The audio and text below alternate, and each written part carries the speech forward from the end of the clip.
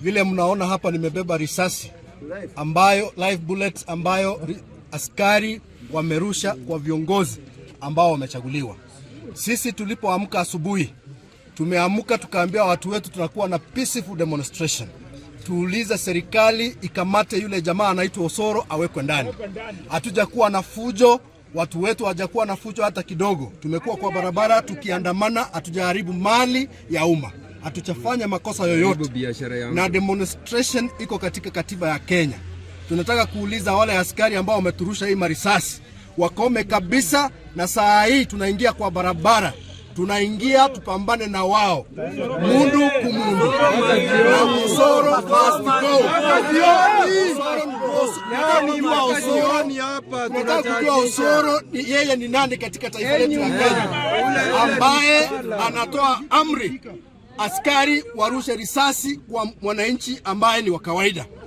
Tuna laani hii kitendo kabisa. Osoro must be arrested, na kama hawezi kuwa arrested, tumetangaza kwamba tutakuwa na maandamano kila siku. Hakuna kuingia Kisii County, barabara zote tutazifunga. Kwa hivyo ntagetagotebia bagusiba minto. This is because of the provocation by one leader, Kisii from South Mogranko, Honorable Silvana Osoro. Osoro has gone rogue.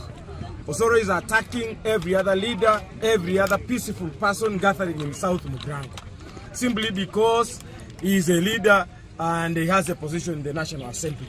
Today we are calling to order, and we are asking the IG Inspector General, we are asking His Excellency the President William Ruto, we are asking all security agencies to expeditiously investigate what happened in Kembene, in South Mogranko, where where we saw Silvana Osoro trying to throw or shoot in the air and dispersing the peaceful gathering that was there to receive bursaries from the county government.